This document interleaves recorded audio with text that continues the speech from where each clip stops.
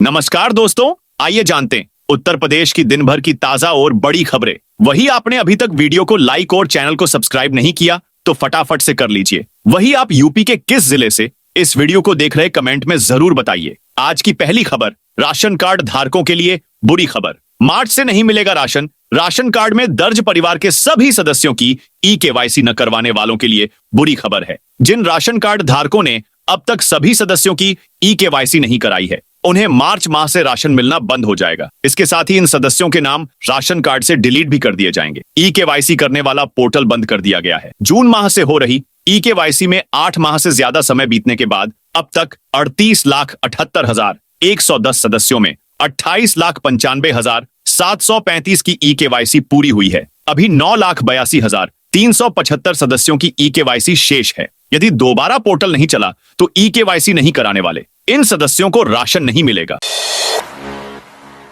उर्दू को लेकर सीएम योगी का विपक्ष पर हमला। विधानमंडल का बजट सत्र मंगलवार से शुरू हो गया। पहले दिन विधानसभा व विधान परिषद के संयुक्त सदन को राज्यपाल आनंदीबेन पटेल ने संबोधित किया। इसके बाद सीएम योगी ने विपक्ष पर हमला बोला। सदन में सीएम योगी ने कहा कि भाषा की लड़ाई बहुत पहले से चल रही है। विपक्ष ने क्षेत्रीय भाषाओं का अपमान किया है। हमारी सरकार भोजपुरी और अवधी के लिए बोर्ड बना रही है। सीएम योगी ने आगे कहा कि विपक्ष अपने बच्चों को इंग्लिश मीडियम में पढ़ाना चाहते हैं। आमजन के बच्चों को कहते हैं उर्दू पढ़िए, ये उनके बच्चों को मौलवी बनाना चाहते हैं।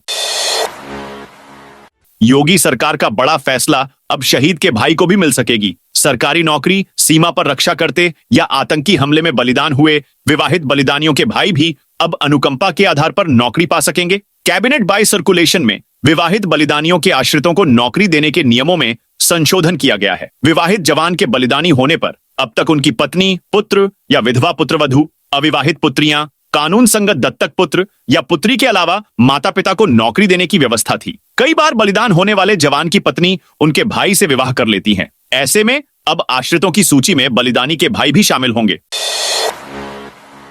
5 दिन बाद शुरू होंगे UP board exam. UP board exam 24 फरवरी से शुरू हो रहे हैं। लखनऊ में 126 परीक्षा केंद्रों पर परीक्षा होनी है। सीसीटीवी कैमरे की निगरानी में परीक्षा होनी है। सभी परीक्षा केंद्रों को राजकीय जुबली इंटर कॉलेज में बने कंट्रोल रूम से जोड़ दिया गया है। परीक्षा केंद्रों के स्ट्रांग रूम में भी कैमरे लगाए गए हैं। परीक्षा वाले दिन सीसीटीवी की निगरानी में ही पेपर खोले जाएंगे। परीक्षा केंद्र के मुख्य गेट से लेकर कक्षाओं, परिसर और स्ट्रांग रूम के कैमरे 24 घंटे संचालित होंगे। प्रदेश में बोर्ड परीक्षाओं में गड़बड़ी करने वालों पर इस बार से और सख्ती की जाएगी। परीक्षा में सॉल्वर गिरोह में पकड़े जाने पर आजीवन कारावास की सजा और 1 करोड़ तक का जुर्माना लगाया जाएगा। इतना ही नहीं, परीक्षा को किसी भी तरह से प्रभावित करने या प्रयास करने पर भी 10 साल की सजा और 10 लाख का जुर्माना लगाया जाएगा। उत्तर प्रदेश में सरकारी नौकरी का मौका। उत्तर प्रदेश अधीनस्थ सेवा चयन आयोग ग्राम पंचायत अधिकारी के 1468 पदों पर भर्ती के लिए 27 अप्रैल को मुख्य परीक्षा आयोजित करेगा। भर्ती परीक्षा सुबह 10 बजे से दोपहर 12 बजे तक होगी। मंगलवार को आयोग की ओर से यह परीक्षा कार्यक्रम जारी किया गया। अब भर्ती परीक्षाओं में तेजी लाई गई है ताकि युवाओं को जल्द से जल्द सरकारी नौकरियों का अवसर दिलाया जा सके। योगी सरकार का बड़ा फैसला, किसानों को 370 रुपए कुंतल ही मिलेगा गन्ने का मूल्य। यूपी सरकार ने नए पेराई सत्र के लिए गन्ने का राज्य परामर्शी मूल्य 370 रुपए प्रति कुंतल बरकरार रखने का निर्णय लिया है। यह निर्णय सोमवार को कैबिनेट बाय सर्कुलेशन लिया गया। इसके जरिए 9 अन्य प्रस्तावों को भी मंजूरी दी गई। पिछले साल भी सरकार ने गन्ने की सभी प्रजातियों में 20 रुपए की बढ़ोतरी की थी। तब यह रेट 350 से बढ़ाकर 370 रुपए कर दिया गया था, लेकिन इस बार कोई बढ़ोतरी नहीं की गई है। प्रदेश की सभी चीनी मिलों के लिए गन्ने का यही रेट तय किया गया है। वही योगी सरकार ने एक और बड़ा ऐलान किया कि शाहजहांपुर के जिला कोर्ट का विस्तार के लिए लोक निर्माण विभाग अपने गेस्ट हाउस की 5430 वर्ग मीटर भूमि न्याय विभाग को मुफ्त में दी जाएगी। योगी सरकार के फैसले अब कम जमीन पर भी करा सकेंगे ये बड़े काम। अब कम जमीन पर उद्योगों के लिए कहीं ज्यादा निर्माण कराया जा सकेगा। उद्यमियों को बड़ी राहत देने के लिए राज्य सरकार ने भवन निर्माण एवं विकास उपविधि 2008 में संशोधन कर भू आच्छादन व एफआईआर को जहां बढ़ाया है, वहीं सेटबैक को घटाया गया है। विकास प्राधिकरण व आवास विकास परिषद को निर्देश दिए गए हैं कि उपविधि के संबंधित संशोधनों को अपने अपने बोर्ड के माध्यम से अपनाकर तत्काल लागू किया जाए। संत प्रेमानंद ने 12 दिन बाद फिर शुरू की पदयात्रा। मथुरा के वृंदावन में 12 दिन बाद फिर से संत प्रेमानंद महाराज ने रात्रिकालीन पदयात्रा शुरू की। सोमवार शाम से ही पदयात्रा मार्ग पर भीड़ जुटने लगी थी। रात में सड़क पर भक्तों ने रंगोली बनाई, दीपक जलाए। संत प्रेमानंद महाराज को देखते ही भक्तों के चेहरे पर खुशी छा गई। दरअसल 4 फरवरी को एनआरआई ग्रीन सोसाइटी के लोगों ने प्रेमानंद महाराज की पदयात्रा के दौरान बजने वाले ढोल और आतिशबाजी का विरोध किया था। इसके बाद संत प्रेमानंद महाराज ने 6 फरवरी से अपनी रात्रिकालीन पदयात्रा स्थगित कर दी थी। इसके बाद से संत प्रेमानंद महाराज श्री कृष्ण शरणम सोसाइटी से रात 2 बजे की जगह सुबह 4 बजे कार से केलीकुंज आश्रम जाने लगे थे। रविवार को एनआरआई ग्रीन सोसाइटी के अध्यक्ष आशु शर्मा ने प्रेमानंद महाराज से हाथ जोड़कर माफी मांगी। यूपी के मंत्रिमंडल में हो सकता है विस्तार, किसके बदलेंगे विभाग या होगी छुट्टी? भाजपा के राष्ट्रीय महामंत्री विनोद तावड़े के 2 दिनी लखनऊ दौरे ने संगठन चुनाव के बीच यूपी सरकार के मंत्रिमंडल विस्तार की चर्चाओं को तेज कर दिया है। फेरबदल की इन चर्चाओं ने कई मंत्रियों की बेचैनी बढ़ा दी है। किसी को मंत्री पद छिनने का डर है तो किसी को विभाग न बदले इसकी चिंता सता रही है। हालात ये हैं कि जो मंत्री कल तक मनचाहा जिलाध्यक्ष बनवाने को दिल्ली तक जोर आजमाइश में जुटे थे, वे यह सब छोड़ अपनी कुर्सी बचाने की चिंता में जुट गए हैं। संगठन और सरकार में कुछ चेहरों की अदला बदली हो सकती है। यह पहला मौका था जब भाजपा में किसी राष्ट्रीय पदाधिकारी ने एक एक करके मंत्रिमंडल में फेरबदल को लेकर प्रदेश के वरिष्ठ नेताओं संग लखनऊ में चर्चा की। राजनीति के कई जानकारों के यह मामला गले नहीं उतर पा रहा है। महाशिवरात्रि पर यूपी में सार्वजनिक अवकाश की घोषणा। प्रदेश सरकार ने बुधवार को सार्वजनिक अवकाश की घोषणा की है। इस दिन सभी कार्यालय, स्कूल, कॉलेज, बैंकों में बंदी रहेगी। इस दिन महाकुंभ 2025 का अंतिम अमृत स्नान है, जिसके साथ ही महाकुंभ का समापन भी हो जाएगा। इधर महाकुंभ में आस्था की डुबकी लगाने वालों की भीड़ को देखते हुए कानपुर से उन्नाव होते हुए प्रयागराज संगम जाने वाली गाड़ियों के संचालन में संशोधन किया गया है। अब यह गाड़ियां उन्नाव होते हुए फाफामऊ जाएंगी। फाफामऊ से ही गाड़ियों को वापस कर दिया जाएगा। संगम रेलवे स्टेशन को अगले आदेश तक बंद कर दिया गया है। यूपी के इस जिले में 2 माह में 77 सीएनजी बसें बंद। मेरठ महानगर बस सेवा की 98 में से 77 बसों को 2 माह में बंद कर दिया गया है। अब मात्र 21 सीएनजी की बसें चल रही हैं। देहात से लेकर शहर तक के रूटों पर बसों का टोटा है। यात्री परेशान हैं। एक तो ऑटो से जाने के कारण उनका किराया बढ़ गया है और दूसरा समय भी अधिक लग रहा है। संचालन की अवधि पूरी होने के कारण बसों को रूटों से हटाया गया है, लेकिन उनके स्थान पर दूसरी बसें नहीं लगाई गईं। वर्तमान में जिन रूटों पर इलेक्ट्रिक बसें चल रही हैं, उनमें से कटौती कर 3 ग्रामीण रूटों पर 15 इलेक्ट्रिक बसें चलाने की योजना है। महानगर बस सेवा के बेड़े में अगले माह के अंत तक लगभग सभी सीएनजी बसों का संचालन बंद हो जाएगा। ये बसें अपने 15 साल संचालन की अवधि पूरी कर लेंगी। 77 बसों की अवधि पूरी हो चुकी है। बसें न होने के कारण ग्रामीण क्षेत्र में केवल 3 रूटों पर ही बसों का ही संचालन हो रहा है।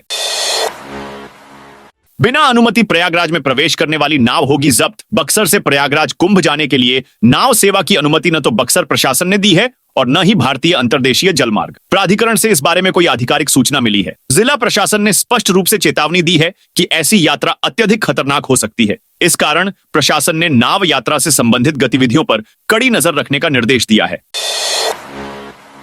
लखनऊ में दीवार पर पोस्टर लगाने पर रोक। लखनऊ में दीवारों पर पोस्टर लगाकर गंदगी फैलाने वाले लोगों के खिलाफ मुकदमा दर्ज होगा। नगर आयुक्त ने मंगलवार को जोन 7 का निरीक्षण किया। इस दौरान प्लॉट ही प्लॉट नामक संस्था द्वारा विज्ञापन लगाए गए थे, जो न केवल शहर की दीवारों को गंदा कर रहे थे, बल्कि इनसे शहर का सौंदर्य भी प्रभावित हो रहा था। नगर आयुक्त ने जोन 7 के जोनल अधिकारी को सख्त निर्देश दिए कि प्लॉट ही प्लॉट नामक संस्था के खिलाफ एफआईआर दर्ज करवाई जाए। जिन दीवारों पर ये पोस्टर लगे हुए हैं, उन्हें संस्था से साफ करवाकर पेंट भी कराया जाए। इसके साथ ही जुर्माना वसूलने का आदेश भी दिया गया। भविष्य में इस प्रकार की लापरवाही को रोका जा सके।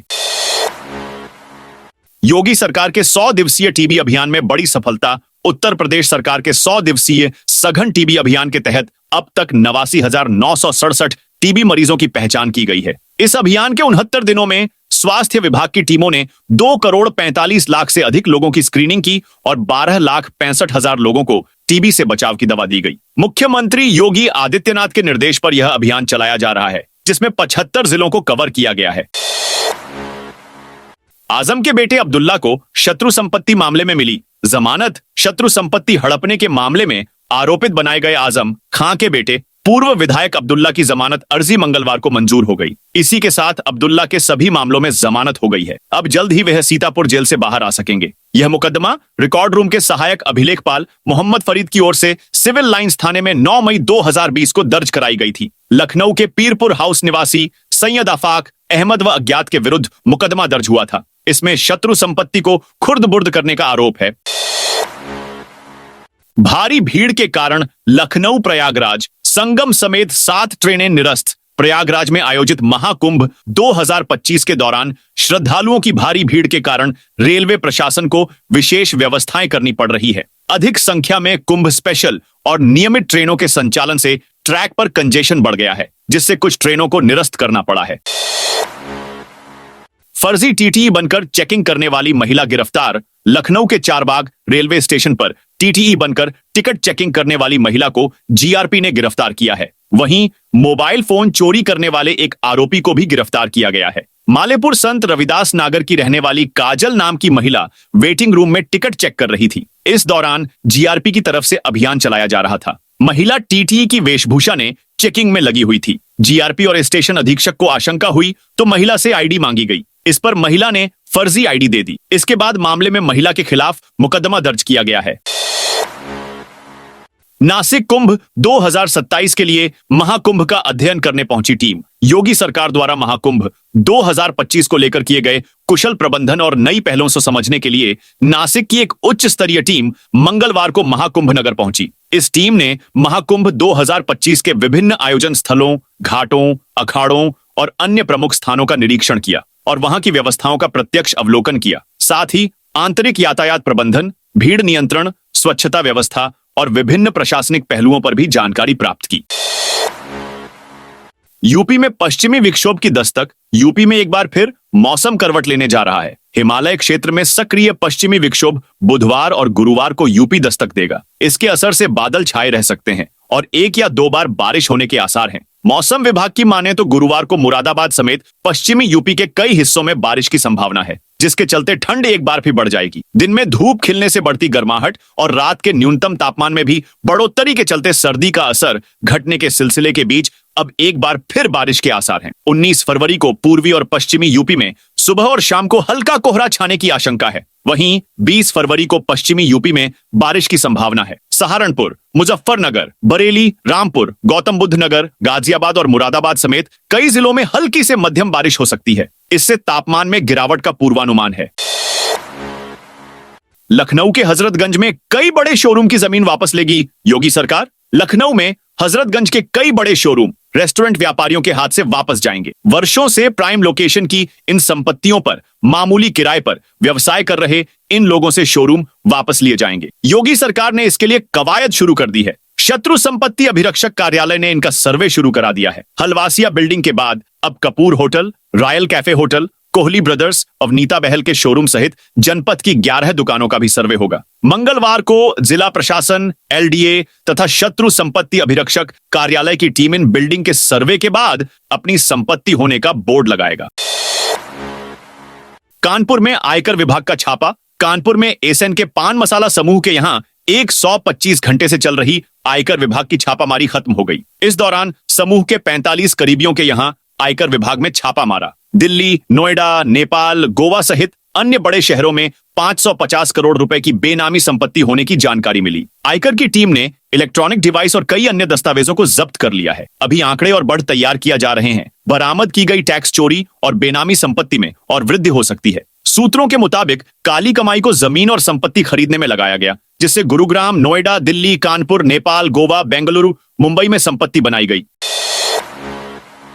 संभल हिंसा में एसआईटी की जांच पूरी हो गई। उत्तर प्रदेश के संभल में शाही जामा मस्जिद के दोबारा सर्वे के दौरान 24 नवंबर को हुई हिंसा मामले में एसआईटी ने अपनी जांच पूरी कर ली है। जांच के आधार पर चार्जशीट तैयार कर ली गई है। 1000 से अधिक पेज की तैयारी चार्जशीट 19 फरवरी को कोर्ट में दाखिल की जाएगी। मामले में शामिल आरोपियों के खिलाफ ठोस साक्ष्य जुटाए गए हैं। जल्द ही बड़ी कार्रवाई होगी। चार्जशीट में हिंसा में शामिल लोगों के नाम, उनकी भूमिका, सीसीटीवी फुटेज, वीडियो क्लिप और अन्य सबूतों का विवरण शामिल किया गया है।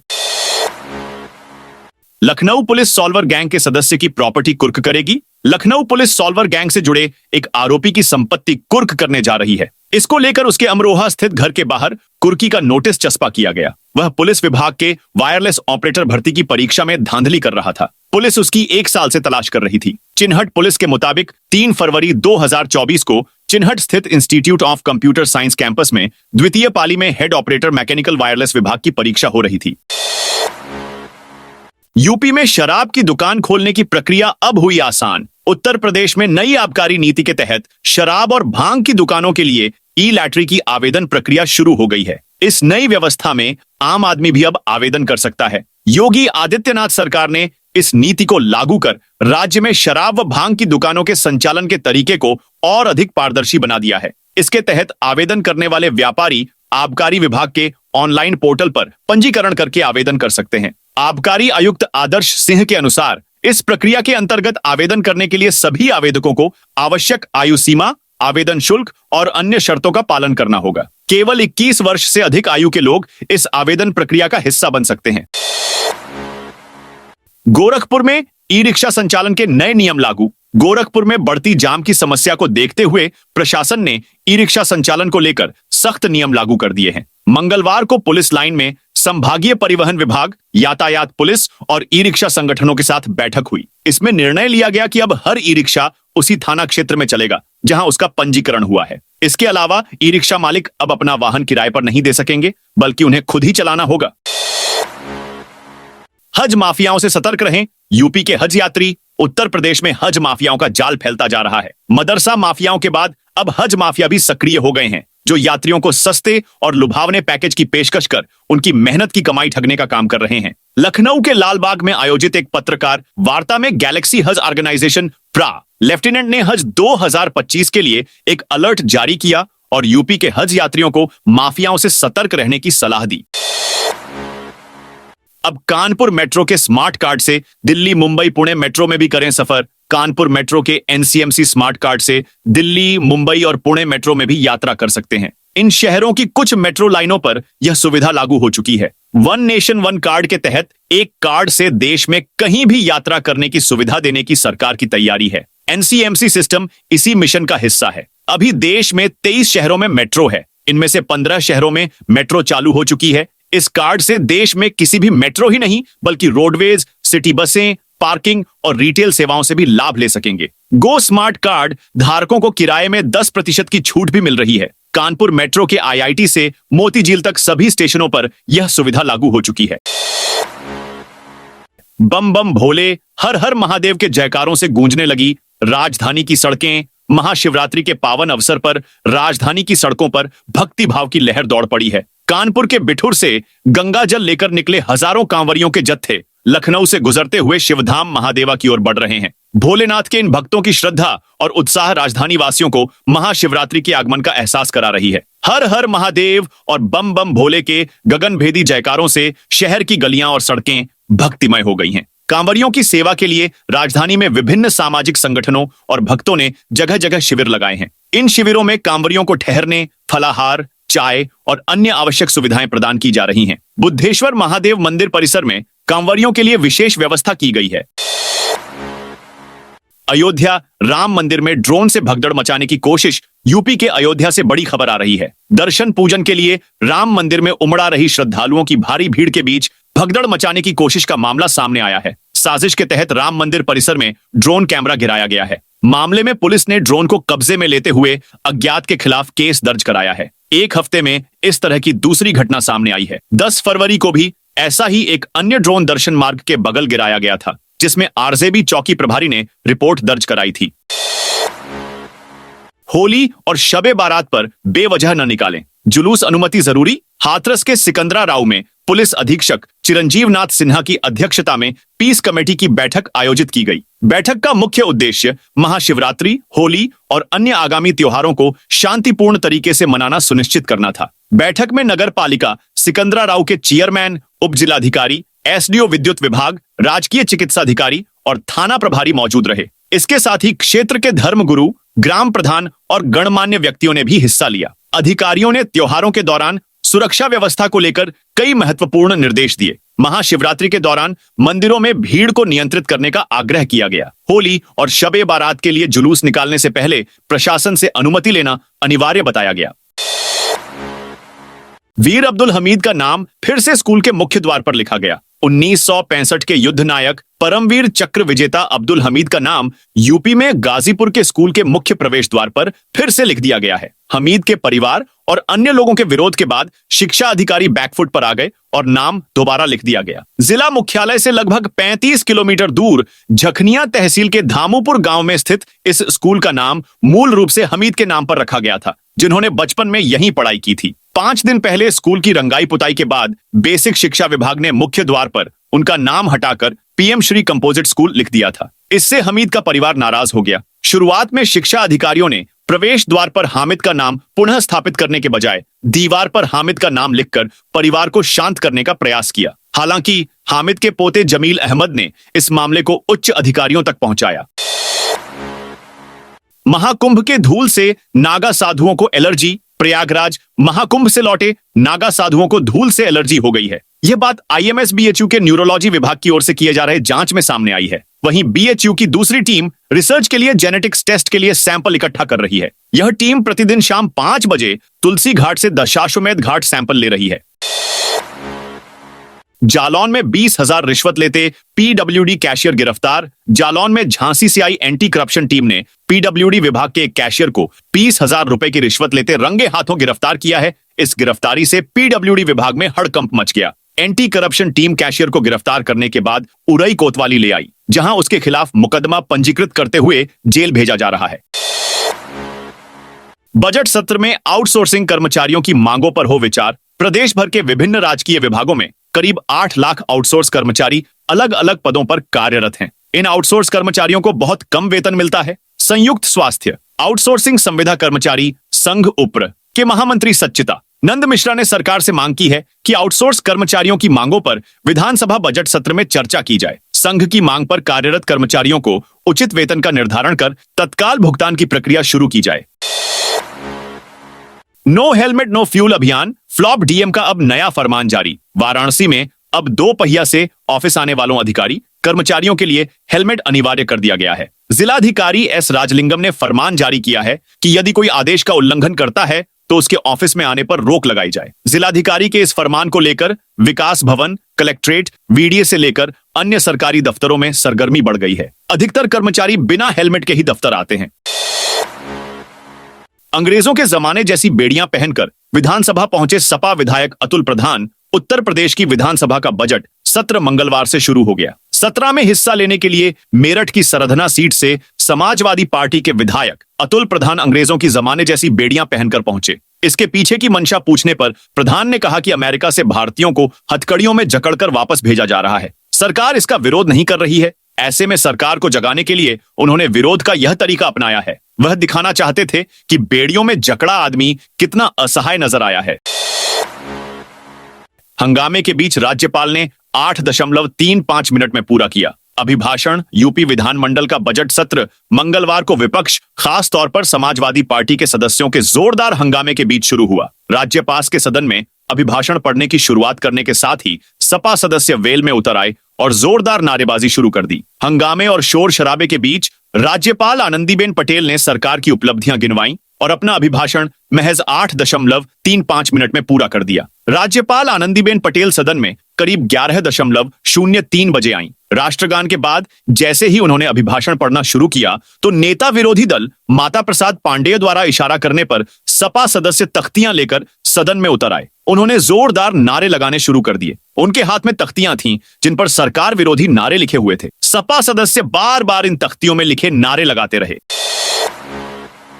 प्रयागराज में गंगा यमुना का पानी स्नान लायक नहीं। प्रयागराज महाकुंभ में गंगा यमुना के संगम में स्नान चल रहा है। अब तक 54 करोड़ से ज्यादा श्रद्धालु डुबकी लगा चुके हैं। इस बीच सेंट्रल पॉल्यूशन कंट्रोल बोर्ड की रिपोर्ट आई है। इसमें बताया गया है कि दोनों नदियों का पानी स्नान करने लायक नहीं है। CPCB ने 17 फरवरी को अपनी रिपोर्ट नेशनल ग्रीन ट्रिब्यूनल में दाखिल की है। CPCB ने प्रयागराज में 9 से 21 जनवरी के बीच कुल 73 अलग अलग जगहों से सैंपल इकट्ठा किया। अब उसकी जांच के नतीजे जारी किए हैं। सेंट्रल पॉल्यूशन कंट्रोल बोर्ड की रिपोर्ट में गंगा और यमुना नदी के पानी को लेकर क्या कुछ बताया गया है। पेपरलेस व्यवस्था से अब ऑनलाइन होंगे सभी काम। बदायूं का SSP ऑफिस आने वाले दिनों में पूरी तरह पेपरलेस हो जाएगा। न तो यहां पेशियों में तैनात स्टाफ को जरूरी दस्तावेजों समेत आदेश निर्देशों पर अफसरों के साइन कराने के लिए उनका इंतजार करना पड़ेगा और न ही अधिकारियों को बार बार तमाम योजनाओं आदि की प्रगति के बारे में स्टाफ के लोगों को अपने केबिन में बुलाना पड़ेगा। यहां तक कि अब अधिकारियों के केबिन के बाहर छुट्टी मांगने वाले पुलिस कर्मियों की कतारें भी नहीं लगेंगी, क्योंकि अब यहां ई ऑफिस व्यवस्था शुरू कर दी गई है। मुंबई जा रही 2 ट्रेनों में बम की सूचना। बलिया से लोकमान्य तिलक टर्मिनल जाने वाली कामायनी एक्सप्रेस और गोरखपुर से मुंबई जा रही दादर एक्सप्रेस में बम होने की सूचना मिलने से हड़कंप मच गया। सोशल मीडिया के जरिए मिली इस धमकी के बाद रेलवे प्रशासन ने तत्परता दिखाते हुए दोनों ट्रेनों को उत्तर प्रदेश के अलग अलग स्टेशनों पर रोक दिया और तलाशी शुरू कर दी। वहीं इससे यात्रियों में हड़कंप मच गया।